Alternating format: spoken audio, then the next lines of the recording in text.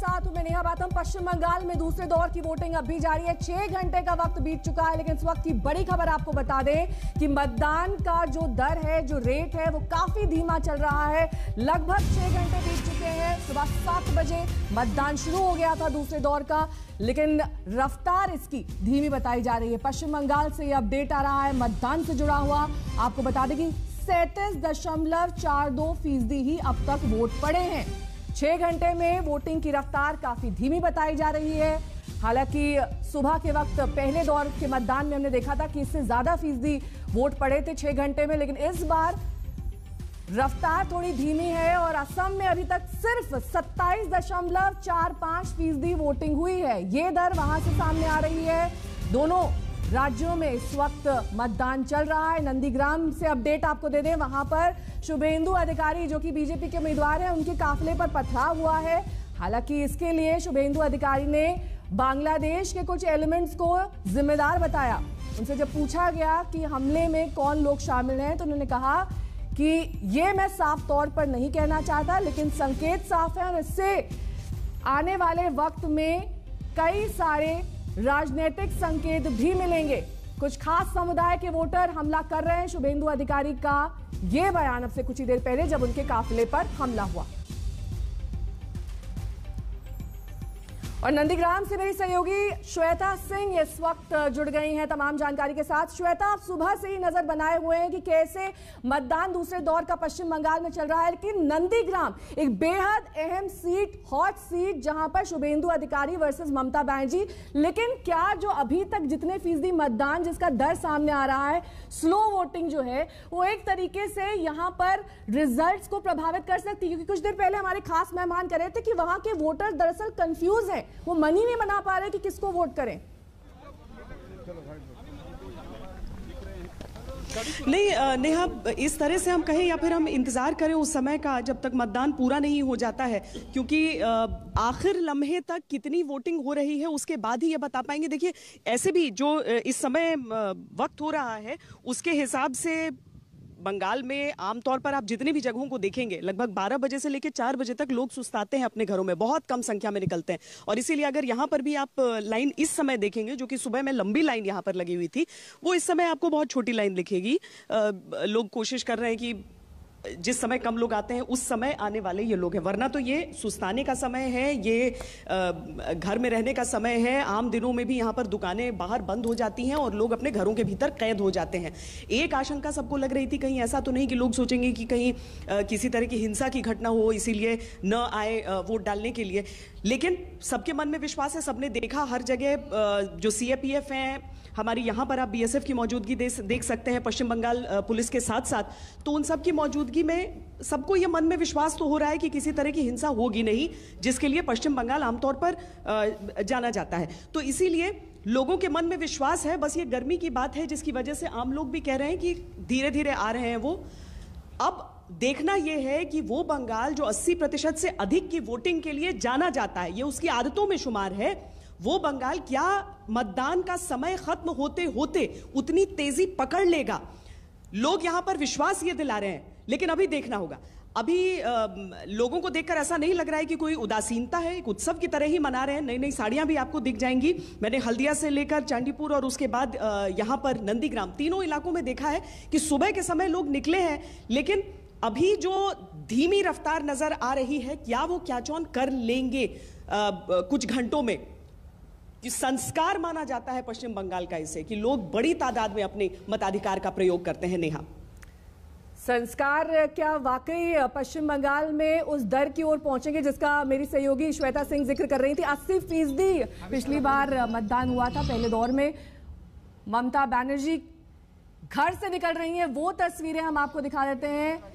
उनका जो गढ़ इस वक्त बना हुआ है, दरअसल यहाँ पर नंदीग्राम में पिछले काफी वक्त से यहीं पर ठहरी हुई हैं ममता बनर्जी और उनके काफिले की तस्वीर भी हम आप तक पहुंचाएंगे, क्योंकि नंदीग्राम में लड़ाई बेहद दिलचस्प और निर्णायक मोड़ पर पहुंच चुकी है। आज नंदीग्राम सीट के लिए वोट डाले जाने हैं। दूसरे दौर का मतदान पश्चिम बंगाल में चल रहा है और घर से ममता बनर्जी निकल चुकी हैं। वहां पर मेरे सहयोगी के पास भी ले चलेंगे, तमाम अपडेट्स आप तक पहुंचाएंगे।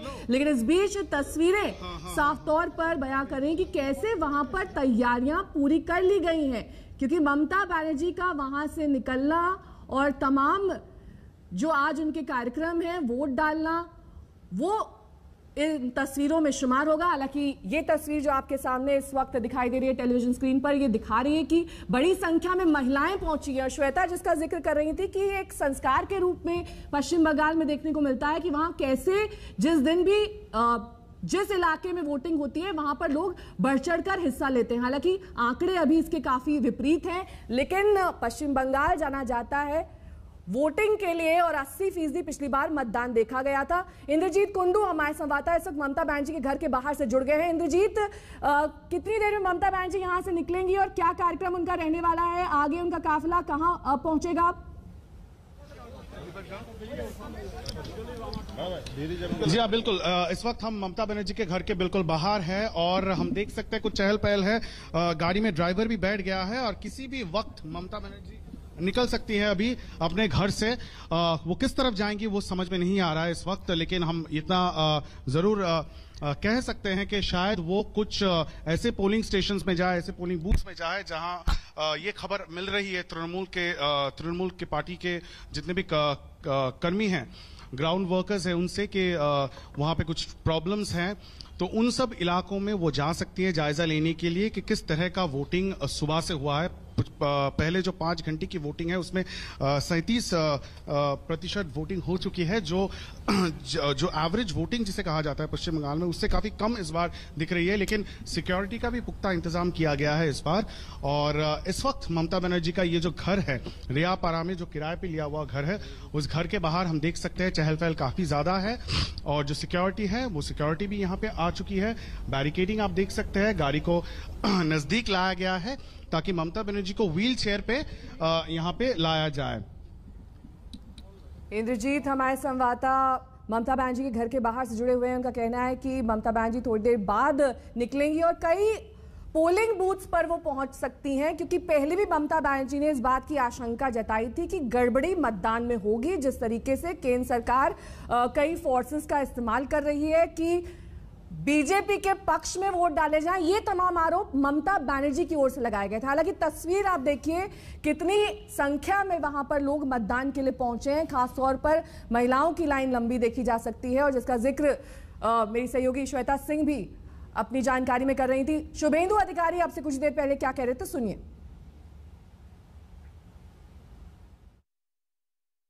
थोड़ी देर पहले जानकारी मिला, साथ साथ में पुलिस को और सीआईएफ को भेजा उसको रेस्क्यू करने के लिए।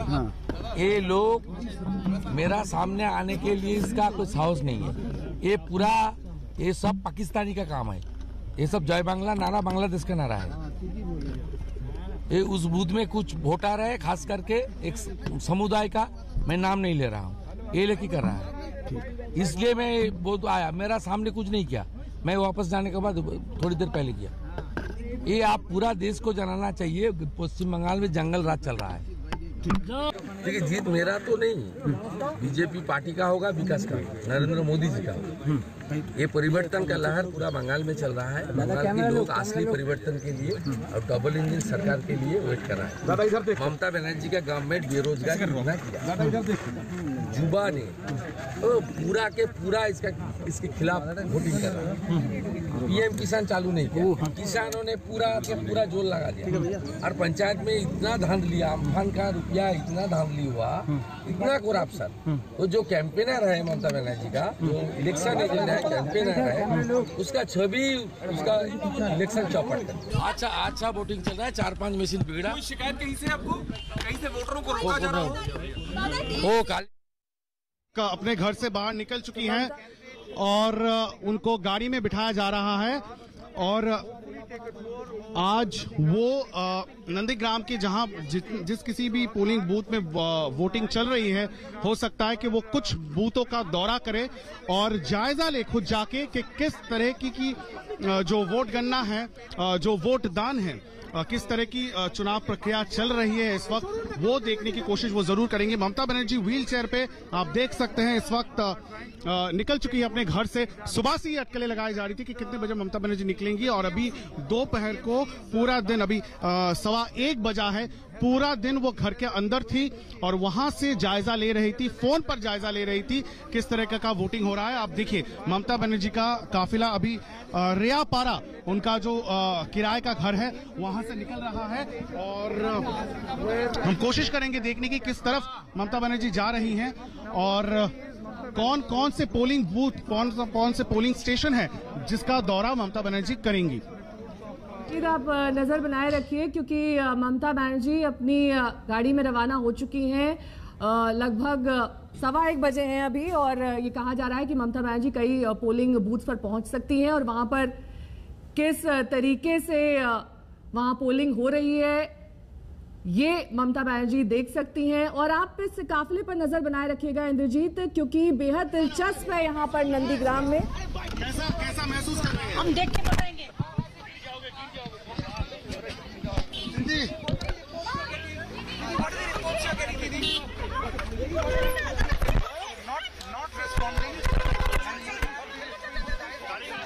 चलो मिला भाई, मिला।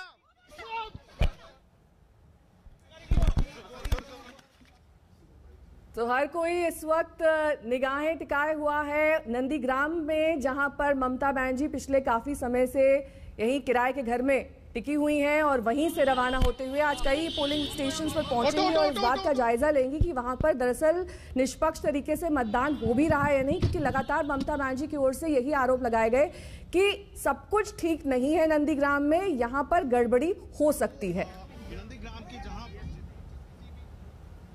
इंद्रजीत कुंडू हमारे संवाददाता लगातार वहीं से जानकारी दे रहे हैं ममता बनर्जी के घर के बाहर से, क्योंकि काफिला निकल चुका है ममता बनर्जी का। पहले अपने घर से वो व्हील चेयर में निकली, उसके बाद असिस्टेंट्स के साथ उन्हें गाड़ी में बिठाया गया और वहां पर एक लंबा चौड़ा काफिला इस वक्त देखा जा सकता है जो ममता बनर्जी की गाड़ी के इर्द गिर्द अब आगे की ओर बढ़ चला है। इंद्रजीत से हम संपर्क करने की कोशिश करेंगे, लेकिन आपको ये बता दें कि लड़ाई बेहद दिलचस्प है क्योंकि यहाँ पर ममता वर्सेस शुभेंदु है। वही शुभेंदु अधिकारी जो पहले टीएमसी में थे, जिन्होंने 2016 में इसी नंदीग्राम सीट से जीत हासिल की थी। 67% वोट यहाँ से हासिल किए थे शुभेंदु अधिकारी ने, और शुभेंदु अधिकारी का साथ उनके भाई शिशिर अधिकारी भी, उनके पिता शिशिर अधिकारी और साथ ही उनके भाई दिव्येंदु अधिकारी भी दे रहे हैं। इंद्रजीत हमारे साथ जुड़ गए। इंद्रजीत, आप फॉलो कर रहे हैं ममता के काफिले को, कहां जा रही है, ये कुछ इंफॉर्मेशन मिल पाई है, कुछ जानकारी? नेहा, ममता बनर्जी का काफिला निकल चुका है। रेयापारा में उनका जो घर है वहां से वो सीधा भी निकल चुकी है। किधर जा रही है, कौन सी बूथ में वो जा रही हैं, वो अभी समझ में नहीं आ रहा है, लेकिन जरूर हम उनके काफिले के साथ जा रहे हैं ये देखने के लिए। ममता बनर्जी को मैंने पूछा कि किस तरह का वोटिंग आपको लगता है चल रहा है आज सुबह से। ममता बनर्जी ने कुछ नहीं कहा, उन्होंने कहा कि मैं देखने जा रही हूं। तो ममता बनर्जी सुबह से जो 5 घंटे का अभी तक वोटिंग हुआ है, वो फोन पे ही अपने जितने भी तृणमूल के कार्यकर्ता हैं, जैसे अबू सुफियान हो या अबू ताहिर हो, जो नंदीग्राम में तृणमूल के कार्यकर्ता हैं, उनसे फोन पर ही अपडेट्स ले रही थी सुबह से, और अब निकल गई हैं एक बड़ा काफिले के साथ। आप देख सकते हैं पुलिस का कॉन्वॉय है, सिक्योरिटी व्हीकल है, उसके साथ साथ एक लंबा सा जो मीडिया कॉन्वॉय है, सब उन्हीं के साथ साथ जा रही हैं। और हम ये देखने की कोशिश करेंगे कि कहां जाती हैं वो। जितना हमें अंदाजा ये हो रहा है, और कल से जिस तरह से तृणमूल की ओर से कहा जा रहा था कि वो इलाके जो बीजेपी के बीजेपी के स्ट्रांग इलाका माना जाता है, जहां पे खुद तृणमूल कांग्रेस और ममता बनर्जी ने ये दावा किया था कि तृणमूल के समर्थकों को डरा के धमका के बीजेपी उन्हें रोकने की कोशिश कर रही है। हो सकता है वैसे ही इलाके में वो जाए। आप देख सकते हैं किस तरह से ममता बनर्जी का जो पुलिस कॉन्वॉय है वो रास्ता बनाने की कोशिश इस वक्त कर रही है। नंदीग्राम का रास्ता है, ज्यादा चौड़ा ये रास्ता नहीं है, काफी नैरो रास्ता है और इसी रास्ते में काफिले के साथ ममता बनर्जी अब निकल चुकी है पूरे नंदीग्राम के सफर सैर करने के लिए और ये देखने के लिए कि किस तरह से जो वोटिंग हो रही है उसका प्रोसेस किस तरह से चल रहा है। हम लोग इस वक्त खोदामबाड़ी इलाके की इसको क्रॉस कर रहे हैं।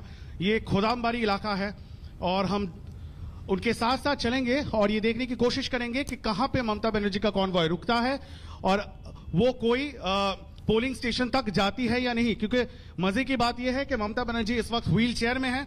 हम सुबह से उनके घर के बाहर वेट कर रहे थे और अभी कुछ देर पहले ममता बनर्जी को व्हील चेयर में निकाला गया उनके घर से और फिर गाड़ी के सामने बिठाया गया फ्रंट सीट पे, बाएं सीट पे वो बैठती है जहां पे वो हर बार बैठती है और मैंने उनसे बात करने की कोशिश की।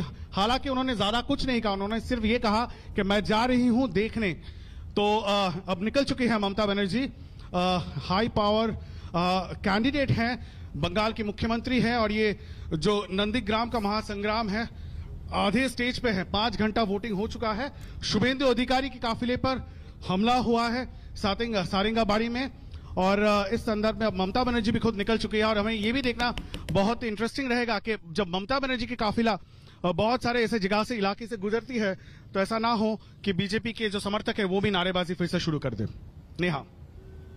इंद्रजीत कुंडू तस्वीरें लगातार उस काफिले की दिखा रहे हैं जिसके साथ वो मौजूद हैं। ये ममता बनर्जी का दरअसल काफिला है और ममता बनर्जी औचक निरीक्षण करेंगी तमाम पोलिंग बूथ्स का जहां पर उन्हें लगता है कि गड़बड़ी की आशंका है और इसी के मद्देनजर उन्होंने अभी इस बात की जानकारी नहीं दी है कि वो कहां जा रही हैं। हालांकि इंद्रजीत लगातार नजर बनाए हुए हैं। सभी खास मेहमान हमारे साथ जुड़ गए हैं, उनका परिचय आपसे करा देते हैं। नोएडा स्टूडियो से मेरे साथ विनोद अग्निहोत्री जी हैं, सीनियर जर्नलिस्ट, संगीत रागी जी हैं, पॉलिटिकल एनालिस्ट और साथ ही संजय कुमार जी जो कि डायरेक्टर है CSDS के। लेकिन सबसे पहले विनोद जी आपका रुख करते हुए, क्योंकि लगातार इस बात की चर्चा की जा रही है कि नंदीग्राम सीट जिस पर आज वोट डाले जाने हैं ये हॉट सीट बन गई है। यहां पर शुभेंदु अधिकारी वर्सेस ममता, लेकिन आपको नहीं लगता क्या ममता वर्सेस ऑल का गेम चल रहा है इस वक्त पश्चिम बंगाल में? सिर्फ शुभेंदु से नहीं बल्कि तो बीजेपी के तमाम दिग्गजों को टक्कर दे रही है। वहां पर राजनाथ सिंह पहुंच चुके हैं, JP नड्डा पहुंच चुके हैं, खुद प्रधानमंत्री वहां पर रैली कर चुके हैं। इस तरीके से ममता वर्सेस ऑल का गेम चल रहा है यहाँ तो। ये कुछ वैसे ही है जैसे जब लोकसभा चुनाव हुआ था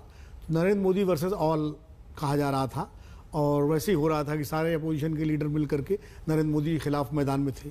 उसी तरह बीजेपी और बीजेपी के सारे नेता हैं, राजनाथ सिंह भारतीय जनता पार्टी के नेता हैं, नड्डा जी अध्यक्ष हैं, अमित शाह जी गृह मंत्री हैं, वो भी भाजपा के नेता। भाजपा के सारे शीर्ष नेता, यहाँ तक प्रधानमंत्री जी खुद वो बंगाल में उन्होंने बहुत ही आक्रामक एग्रेसिव सघन प्रचार वो लोग कर रहे हैं। तो निश्चित रूप से ममता वर्सेस ऑल जो आप कह रही हैं काफ़ी कुछ वैसे ही बन रहा है। और दूसरी तरफ वामपंथी दल जो है, हालांकि वो ट्रायंगुलर फाइट बना तो नहीं पा रहे हैं लेकिन वो भी ममता के खिलाफ ही चुनाव लड़ रहे हैं। तो कुल मिलाकर के ममता बनर्जी इस पूरी लड़ाई में अकेली लड़ती हुई दिखाई पड़ रही है। देखिए ना, तृणमूल कांग्रेस से आपको अगर नाम लेना है किसी का तो अब तो उनके जो शुभेंदु अधिकारी जैसे लोग थे वो भी बीजेपी में चले गए। दिनेश त्रिवेदी, शुभेंदु अधिकारी और कुछ और जो उनके प्रमुख नेता थे।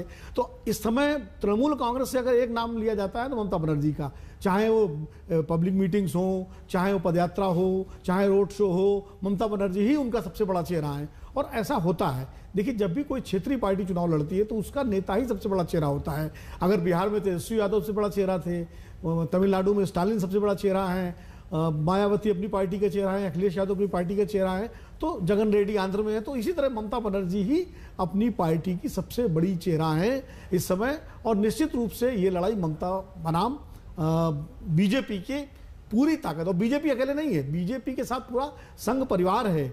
मतलब उसमें उसके अनुषांगिक संगठन भी काम करते हैं। RSS के तमाम कार्यकर्ता भी जमीन पर हैं, विश्व हिंदू परिषद के लोग भी होंगे, और जो अनुषांगिक संगठन है जो उनके वनवासी संघ है वो सब आदिवासियों में है। तो पूरा संघ परिवार और बनाम ममता की लड़ाई है ये।